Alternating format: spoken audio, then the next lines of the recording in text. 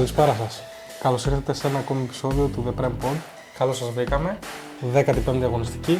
Είχαμε μεσοβδόμαδα αγώνες. Δεν πήγαν όπως τα θέλαμε. Καθόλου. Αυτά, οπότε ας ξεκινήσουμε λίγο με την αγωνιστική. Είχαμε λίγο μεσοβδόμαδα, να αναφέρουμε ότι είχαμε ένα thriller match και ήταν το Fulham Manchester City, το οποίο από 1-5 που εκεί έλεγες ότι ουσιαστικά τελείωσε το match, έληξε 4-5. Αυτή είναι η Premier League. Αδιανόητο. Και είχε και φάση για να ισοφαρίσει κιόλας η Fulham σε 5-5. Μέχρι και ο ίδιος ο Guardiola στις δηλώσεις του φάνηκε. Έπαθε ένα μικρό σοκ. Να άσπισαν κι άλλο τα μουσια. Τα μουσια του. Γιατί μαλλιά δεν έχει. έχει. Έκανε και αστέκη για τα μαλλιά, αλλά τα μαλλιά εδώ και χρόνια είναι απόντα. Εδώ άλλοι δεν έχουν ούτε μαλλιά ούτε μουσια. Βλέπεις λόγο. Λέω εγώ τώρα. Είχες, δεν είχες, το πήγες εκεί στον αγαπημένο σου προπονητή. Θα τα πούμε αναλυτικά. Ενδιαφέρουσα αγωνιστική και πάλι. Πάντα θα έχει. Για ποιους? Για αυτούς που πάνε καλά. Όχι για μας. Είπα κι εγώ. Έτσι πως το πες, τρόμαξα λίγο. Έχουμε πάλι ξανά μετά από 2 αγωνιστικές που δεν είχε, πέρα από τη μεσοβδόμαδα. Μάτσες 2,5. Ξεκινάμε δυναμικά με Aston Villa Arsenal. Δύο από τις πιο φορμαρισμένες ομάδες αυτή τη στιγμή στο πρωτάθλημα. Πρώτος εναντίον τρίτου. Arsenal είναι εδώ και καιρό εκεί ψηλά, στην πρώτη θέση. Η Aston Villa έχει κάνει ένα πολύ καλό σερί. Τρομερή δουλειά από τον Emery. Good evening, για όσους γνωρίζετε.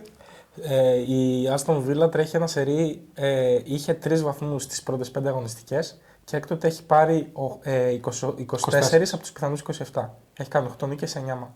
Και η μία ήταν με τη Liverpool. Ναι. Αδιανόητο. Που την Liverpool την κέρδιζε ο καθένας. Και η Aston Villa αποφάσισε να παίξει άλλο στυλ και την πάτησε.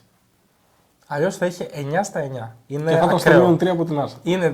Είναι τρίτη στην Premier League, τρίτη στο Europa League. Δηλαδή και στα δύο πάει στο μείον 6 από την πρώτη θέση. Οπότε σίγουρα θέλει την νίκη. Εννοείται. Δύσκολο μάτς και για τις δύο ομάδες. Γενικά ο Emery βάζει δύσκολα στην Arsenal από τότε που πήγε στην Aston Villa. Και πέρυσι και πρόπερσι. Πρόπερσι, αν δεν κάνω λάθος, δεν έχασε κανένα μάτς. Πέρυσι έχασε στην έδρα του, αλλά πήρε ισοπαλία μέσα στο Emirates. Από 2-0 κιόλας. Οπότε είναι λίγο ένας προπονητής που έχει βρει τα κουμπιά. Για το συγκεκριμένο παιχνίδι φαβορεί η Arsenal, αλλά επειδή η Aston Villa εδώ και καιρό είναι σε τρομερή κατάσταση, δεν υπάρχουν φρένα, να το πω έτσι. Θα πάμε με την ισοπαλία. Δεν θα πάμε με την νίκη γιατί είναι καλύτερη ομάδα η Arsenal, αλλά πιστεύω στην ισοπαλία. Εγώ θα πάω με τον Άσο, επειδή η Arsenal έχει τραυματισμούς πίσω και ίσως τη στοιχήσει αυτό. Είπαμε, ο Γκάμπριελ είναι εκτός για κάποιες εβδομάδες, όπως και ο Σαλιμπά. Ο Σαλιμπά νομίζω κάτι πιο μικρό, αλλά δεν ξέρω αν προλαβαίνει το συγκεκριμένο παιχνίδι. Τραυματίστηκε και ο Μοσχέρα μέσω εβδομάδα, οπότε έχει χάσει ήδη 3 στόπερ. Βέβαια θα μου πεις έχει 8 σε εισαγωγικά. Ναι, μπορεί να την καλύψει τη θέση και ο Καλαφιόρη. Και ο Καλαφιόρη και ο Τίμπερ μπορεί να παίξει στόπερ και ο White που παίζει δεξιά και αυτός είναι στόπερ, οπότε έχει επιλογές. Και τώρα παίζει και ο Χίνκαπι που είναι καλός παίκτης. Θεωρώ ότι θα κερδίσει η Aston Villa γιατί βρίσκεται σε πάρα πολύ καλή κατάσταση. Έκανε και τρομερή ανατροπή με την Brighton. Έχανε 2-0 και κέρδισε 3-4. Σε μια δύσκολη έδρα. Ναι, σε μια δύσκολη έδρα και έχει αρκετά καλή ψυχολογία για αυτό το παιχνίδι. Πες στην έδρα της, πιστεύω ήρθε η ώρα να κερδίσει μέσα στην έδρα της στην Arsenal, γιατί νομίζω έχει καιρό να την κερδίσει. Θα πάμε με τον Άσο. Κατανοητό. Παρ' όλα αυτά παραμένει το φαβορί για το πρωτάθλημα η Arsenal. Σίγουρα δεν αλλάζει κάτι ένα αποτέλεσμα. Συνεχίζουμε με τα μάτς των 5, τα οποία είναι 5. Και έχουμε στις 5 το ένα από αυτά. Bournemouth Chelsea, δύσκολο μάτς. Μια Bournemouth η οποία το τελευταίο διάστημα δεν πάει πολύ καλά. Έχει συνεχόμενα αρνητικά αποτελέσματα. Έχει Chelsea, νομίζω 4 ήττες και μία ισοπαλία στα τελευταία 5. Ναι, κάτι τέτοιο. Μια Chelsea η οποία έκανε τρομερή εμφάνιση στο Derby Λονδίνου με την Arsenal, αλλά μεσοβδόμαδα έχισε την καρδάρα με τον Γάλα με μια κακή εμφάνιση απέναντι στην Leeds. Και αυτό οφείλεται κυρίως και σε rotation που έκανε ο Μαρέσκα που το κάνει συχνά. Εντάξει, ήταν λογικό ότι θα κάνει γιατί έπαιζαν σύντομα το επόμενο παιχνίδι, αλλά και πάλι το παρατεταμένο rotation δεν έχει καλά αποτελέσματα. Το έχει αποδείξει αυτό. Για αυτές οι επιλογές του Μαρέσκα. Οπότε εκεί που πάλι βρήκε ένα ρυθμό η Chelsea και έκανε κάποιες σερινίκες, πάλι ήρθε ένα μάτς να την. Δηλαδή αυτό που πίσω. λέμε κάνει 3 βήματα μπροστά, 1 πίσω, κάπως έτσι. Μη σου πω 3 βήματα μπροστά, 4 πίσω. Αυτό το κάνει United. Σωστά. Ναι, μόνο να πάμε United. Θα πάω με την ισοπαλία για το συγκεκριμένο μάτς. Και εγώ με την ισοπαλία θα πάω. Είναι δύσκολο παιχνίδι εκτός έδρας για την Chelsea παρά τα αρνητικά αποτελέσματα που έχει η Bournemouth. Δεν νομίζω να χάσει πάλι. Πιστεύω ότι θα πάρει την ισοπαλία. Μην ξεχνάμε ότι θα χάσει βέβαια και τον Σεμένιο η Bournemouth για το AFCON. Από 15 του μηνός και μετά. Και όχι μόνο για το AFCON, γιατί πιθανότατα τον Γενάρη θα απολυθεί σε κάποια ομάδα. Είναι η ευκαιρία τώρα να πουληθεί, γιατί μετά Αν όχι το χειμώνα, σίγουρα το καλοκαίρι. Ναι, δεν θα μπορεί να κάνει και κάτι, αυτό είναι το θέμα. Ναι. Υπάρχει ρήτρα. Ωραία. Επόμενο μάτς, Everton Nottingham Forest. Μία Everton η οποία πήγε και έκανε ένα τεράστιο διπλό μέσα στο Old Trafford. Όχι ότι είναι τόσο δύσκολο στις μέρες μας, αλλά είχε να πάρει διπλό από όταν ήταν προπονητής ο Μόγες στη United. Και κατάφερε τώρα να πάρει αυτό στη United. Και μετά, Ήτανε γραφτό μάλλον. Και μετά ήρθε η κατραπακιά από τη Newcastle, δέχτηκε 4 γκολ με κατεβασμένα τα χέρια. Αυτό θα είναι φέτος η Everton. Δεν ξέρω πόσο θα είναι σταθερή στα αποτελέσματά της και στις εμφανίσεις της. Αλλά μεσοβδόμαδα πήρε μεγάλο διπλό στην Bournemouth. Οπότε αυτό που σας λέμε, δεν μπορείς να είσαι σίγουρος πώς θα εμφανιστεί στα παιχνίδια της Everton. Τώρα για το συγκεκριμένο. Παρ' όλα αυτά έχει αναρριχθεί στη βαθμολογία. 21 βαθμούς ακριβώς. Είναι στο μείον 3 από την 4η θέση. Δεν νομίζω ότι θα. Όχι, δεν νομίζω. Δεν ξέρω αν θα αντέξει να πάρει και ευρωπαϊκό εισιτήριο. Δεν πιστεύω ότι θα τα καταφέρει. Αλλά θα είναι σίγουρα μέσα στη δεκάδα. Εγώ σίγουρα. Τώρα με την Nottingham στην έδρα της έχει το πλεονέκτημα, θεωρώ. Σίγουρα.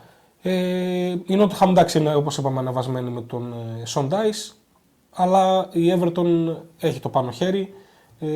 Έχει τον Grealish που το έχουμε πει ότι είναι καταλήτης στη φετινή Everton και θα πάμε με την νίκη της Everton. Θα συμφωνήσω και εγώ με την νίκη της Everton θα πάω γιατί είναι καλύτερη ομάδα. Η Nottingham βέβαια είναι βελτιωμένη με τον Sean Dyche, αλλά δεν μπορεί να κάνει και θαύματα. Εντάξει, έχει ήδη ανέβει. Τώρα έχει 15 βαθμούς νομίζω η Nottingham. Πάει ήδη, είναι πάνω από τη ζώνη του υποβιβασμού, οπότε θεωρώ θα μείνει κιόλας. Όχι θεωρώ, σίγουρα θα μείνει. Αλλά εντάξει, δεν μπορεί να κερδίζει και συνέχεια. Όπως το έκανε πέρυσι. Ναι. Οπότε και εγώ θα πάω με την νίκη της Everton. Είναι καλύτερη ομάδα, παίζει στην έδρα της, θα κερδίσει πιστεύω. Όσο ασταθής και να είναι. Ωραία. Επόμενο μάτς, πάλι στις 5, City Sunderland. Ακόμη ένα ενδιαφέρον παιχνίδι. Πάρα πολύ ενδιαφέρον μάτς. Μια City η οποία, όπως είπαμε στην αρχή του επεισοδίου, κινδύνευσε να χάσει μέχρι και 2 βαθμούς αν έφερνε ισοπαλία. Εν τέλει πήρε τους 3 βαθμούς, συνεχίζει να είναι όσο πιο κοντά γίνεται στην Arsenal. Πρέπει να το κερδίσει αυτό το μάτς, αν θέλει να συνεχίσει να ελπίζει για να ξαναστεφθεί η πρωταθλήτρια. Παίζει όμως με μια ομάδα που έχει βάλει τα γιαγιά σε όλους φέτος, το έκανε και μέσα στο Anfield. Παρότι η Liverpool είχε την κατοχή και περισσότερες ευκαιρίες, πολλές ευκαιρίες βέβαια δεν ήταν ανούσιες. Δεν έκανε πιο φοβερό παιχνίδι η Sunderland, αλλά πήρε εύκολα το χ. Ήταν μεστή, πήρε εύκολα το χ. Θα μπορούσε να κλέψει και τους 3 βαθμούς στο τέλος, αν δεν ήταν εκεί ένας παίχτης ο οποίος δεν υπολογίζεται αρκετά από τον προπονητή σας. Θα έπρεπε να ανάβει κερί ο Σλότ στον Κιέζα. Και με τις δηλώσεις του μόνο αυτό δεν κάνει. Ναι, μόνο αυτό δεν κάνει. Δεν ξέρω, νομίζω ζούμε vibes Brendan Rodgers στις δηλώσεις του Σλότ. Έχουμε ένα flashback, αλλά δεν θα το σχολιάσω. Εντάξει, θεωρώ φαβορί τη City στο συγκεκριμένο παιχνίδι. Είναι δηλαδή, όχι θεωρώ, είναι φαβορί. Σίγουρα θα τη ζωρίσει η Sunderland, γιατί και η City, όπως είπαμε, δεν είναι η City των προηγούμενων ετών, δεν είναι το φόβητρο. Αυτό ακριβώς. Όπως είδαμε και με την Leeds, έπρεπε να βάλει γκολ ο Foden στο 91 για να κερδίσει, γιατί κέρδιζε 2-0. 2 συνεχόμενα μάτς που δεινοπάθησε για να πάρει τους 3 βαθμούς. Έχει τρομερό θέμα στην άμυνα η City, όσο και να έχει κρατήσει clean sheet σε κάποια παιχνίδια, φαίνεται αυτό. Η αλήθεια είναι μία. Φαίνεται πάρα πολύ η απουσία του Ρόντερ. Ναι. Και δεν θα επιστρέψει και ποτέ ο ίδιος. Γιατί το έχουμε δει. Ρηξικιαστών, μετά επέστρεψε, τώρα έχει ξαναδραματιστεί. Έχει κάνει ήδη 2-3 τραυματισμούς από την επιστροφή. Ναι. Δεν συμβαίνει σε όλους αυτό, αλλά εφόσον έχει συμβεί στο Ρόντρι δεν θα επιστρέψει. Δεν είναι όμως ασυνήθιστο φαινόμενο να συμβαίνει αυτό στους ποδοσφαιριστές μετά από ρηξικιαστών. Απλά έχει συμβεί να επανέλθουν πολύ καλά. Ο Φαντάκ όταν είχε πάθει ρηξικιαστών επέστρεψε πάρα πολύ καλά. Εννοείται. Είναι ανάλογα με τον οργανισμό. Ναι, πιστεύω θα κερδίσει η Manchester City στο συγκεκριμένο παιχνίδι. Βέβαια θα ζοριστεί αρκετά. Γιατί η Sunderland, όπως είπαμε, είναι πολύ καλή ομάδα. Εγώ θα πάω πάλι με την ισοπαλία για τη Sunderland. Έχει φαγωθεί. Παίξτε το στο στοίχημα. Μπορεί. Πιστεύω ότι μπορεί να την κάνει τη ζημιά στη City. Το είδαμε ότι αμυντικά έχει θέματα. Βέβαια η City θα γνωρίζει και το αποτέλεσμα από το Aston Villa Arsenal. Σίγουρα. Αυτό όμως θα την δημιουργήσει ανάλογα και το αποτέλεσμα με μεγαλύτερη πίεση. Ακόμη και να είναι θετικό το αποτέλεσμα, πάλι πίεση για να μειώσει παραπάνω. Ναι, σίγουρα. Αν είναι νίκη, ακόμη παραπάνω για να συνεχίσει να είναι στο μείον 5. Όλα αυτά τα χρόνια ξέρει πώς να το διαχειρίζεται αυτό, γιατί έχει πάρει 6 πρωταθλήματα τον Guardiola. Ισχύει αυτό. Έχει το know-how. Αλλά η απουσία του Ρόντρι με τα αμυντικά θέματα παίζει το ρόλο της. Σίγουρα. Από πέρυσι δηλαδή. Και φέτος μπορεί να έχει στρώσει, αλλά έχει αυτά τα θέματα. Ωραία. Επόμενο μάτς, Newcastle Burnley. Άλλο ένα μάτς στις 5. Το πρώτο τελευταίο από αυτά. Φαβορεί Newcastle, δεν το συζητάμε. Burnley, τα έχουμε πει, ξεκίνησε κάπως καλά. Έχει τώρα σερία αρνητικά αποτελέσματα. Μια Newcastle η οποία στάθηκε άτυχη καθώς ισοφαρίστηκε από ένα περίεργο γκολ από τον Ρομέρο, ο οποίος έκανε 2 γκολ μεσοβδόμαδα με την Newcastle. Ούτε ο ίδιος πιστεύω ότι το περίμενε. Πιστεύω έσωσε και λίγο και αυτό στον προπονητή του. Σίγουρα. Γιατί δεν υπάρχει λίγο μια κατήφια, μια μουρμούρα γενικά με τον Φρανκ που καλός κακός το λιγότερο μερίδιο ευθύνης έχει ο άνθρωπος. Ναι. Έχει πάει σε έναν άρρωστο οργανισμό, οπότε... Ο οποίος θα έλεγες ότι παίρνοντας τον Europa League πέρυσι ξεκινάει κάτι νέο, κάτι ελπιδοφόρο. Μάλλον ήταν μια παρένθεση. Όχι. Είναι η τότε. Αυτό φτάνει.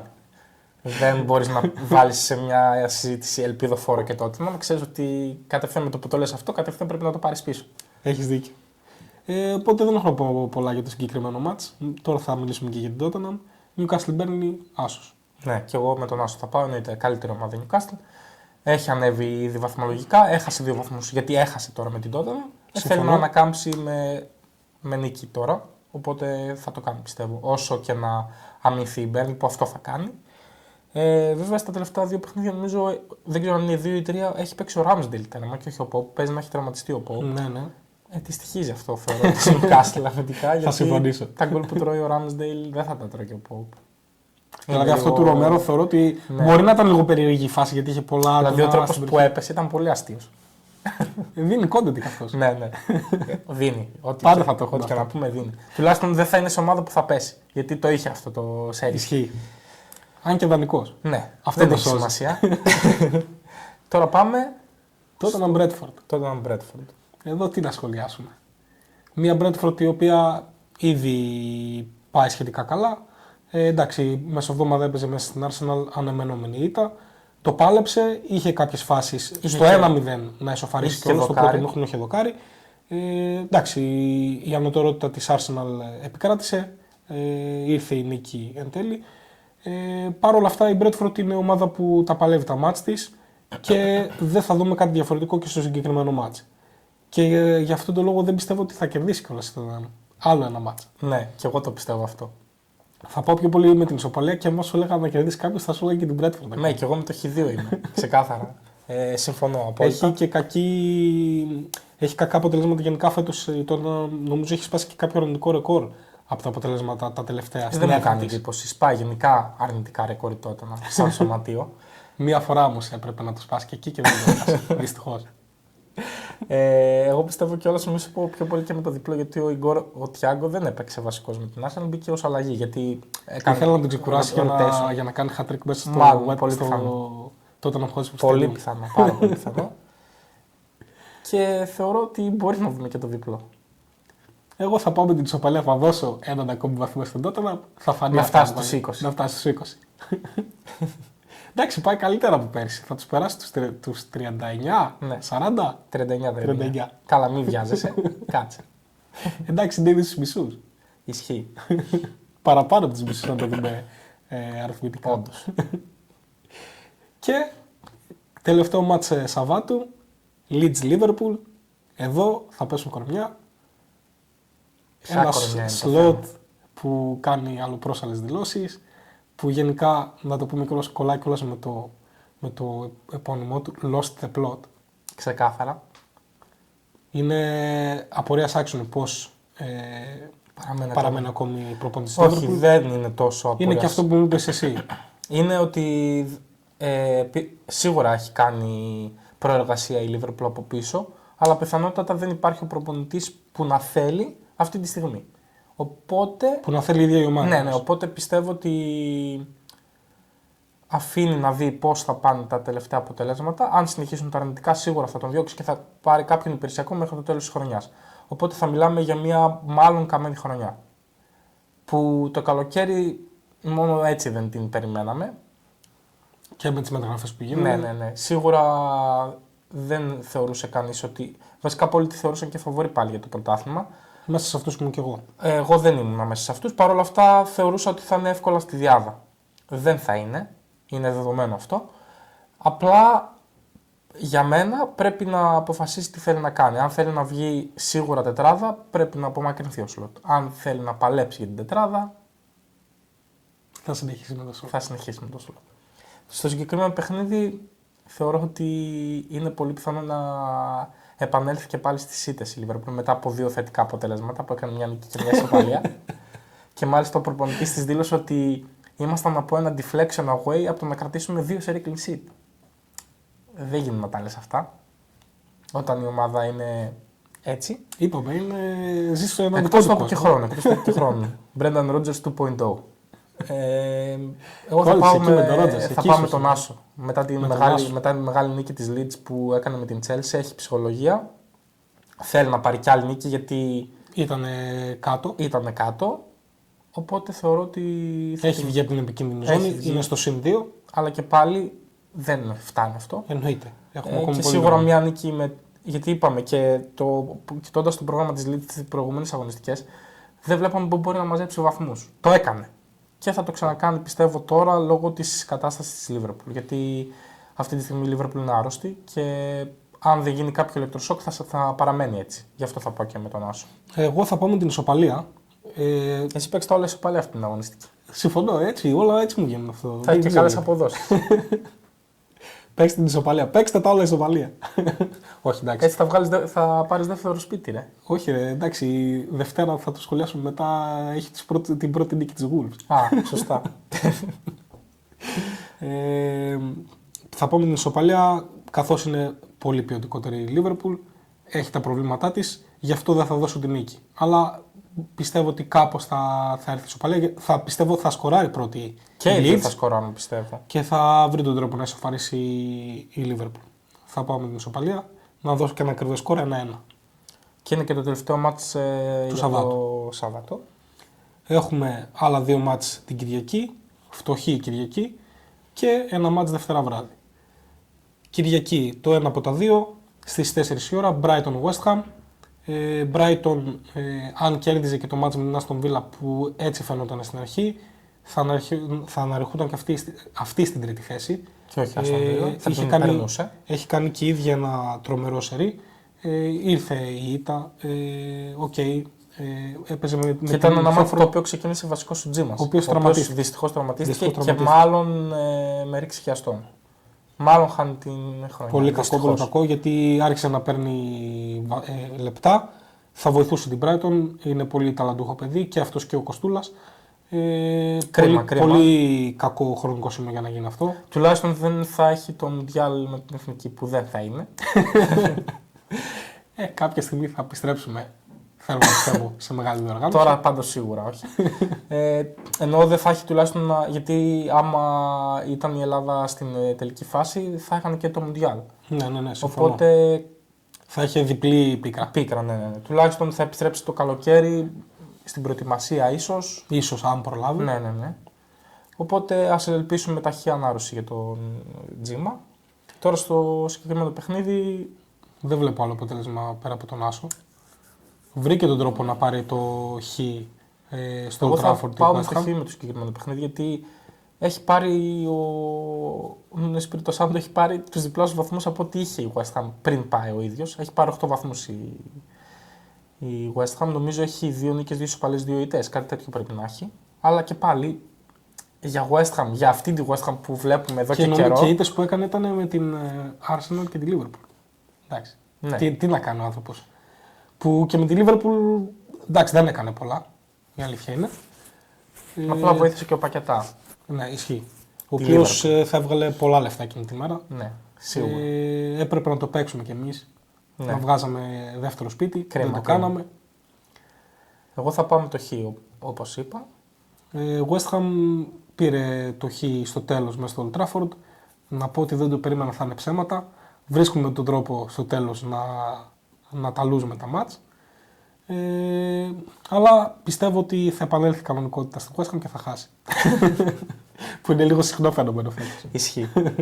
Αλλά με Σάντο η αλήθεια είναι ότι είναι καλύτερη και πιστεύω ότι στο τέλος θα σωθεί. Δεν θα Σίγουρα και εγώ το πιστεύω αυτό. Δεν είναι ομάδα για να πέσει, αλλά δεν είναι και για να πάει πολύ ψηλά. Ναι. Ωραία. Δεύτερο μάτς της Κυριακής. Σε πρώτο-τελευταίο. Και πρώτο-τελευταίο για την αγωνιστική. Fulham Crystal Palace. Μια Fulham η οποία πήγε να κάνει τρομερή ανατροπή, το είπαμε και στην αρχή, απέναντι στη Manchester City. Για λίγο δεν πήρε τον βαθμό. Το πάλεψε πάρα πολύ. Έχει ανέβει και αυτή τώρα τα τελευταία μάτς. Αρχίζει και βάζει και περισσότερο τον Τσουκουέζε ο Σίλβα, ο οποίος είναι τον πολύ καλός παίκτης. Ναι. Έβαλε 2 γκολ με τη City. Μια Crystal Palace η οποία είναι με σκαμπανεβάσματα. Έχασε το προηγούμενο Σαββατοκύριακο από την Manchester United με ανατροπή σε λίγα λεπτά. Μεσοβδόμαδα κέρδισε με το ισχνό 1-0 τη Wolves. Μια ομάδα που συνήθως χάνει, οπότε δεν ήταν κάτι ιδιαίτερο αυτή η νίκη. Παρ' όλα αυτά ξανανέβηκε, έχει πάει στους 23 βαθμούς, θα είναι ψηλά, θα είναι σίγουρα στη δεκάδα, θα παλέψει για ευρωπαϊκό εισιτήριο. Τα έχουμε πει για τον Glasner. Θα πάω με την ισοπαλία πάλι για το συγκεκριμένο παιχνίδι. Και εγώ με την ισοπαλία θα πάω, θα ακολουθήσω. Η Fulham έχει ανέβει όντως και έχει πάρει ψυχολογία γενικά από τα τελευταία της αποτελέσματα και από το μάτς με τη City παρότι έφαγε 5. Οπότε και εγώ θα πάω με την ισοπαλία. Ωραία. Μπορούμε να πάμε και στο τελευταίο μάτς που και αυτό θα δώσει content, θα πω εγώ. Σίγουρα. Wolves Manchester United, έχουμε αναφέρει και για την Wolves για τους λίγους βαθμούς που έχει.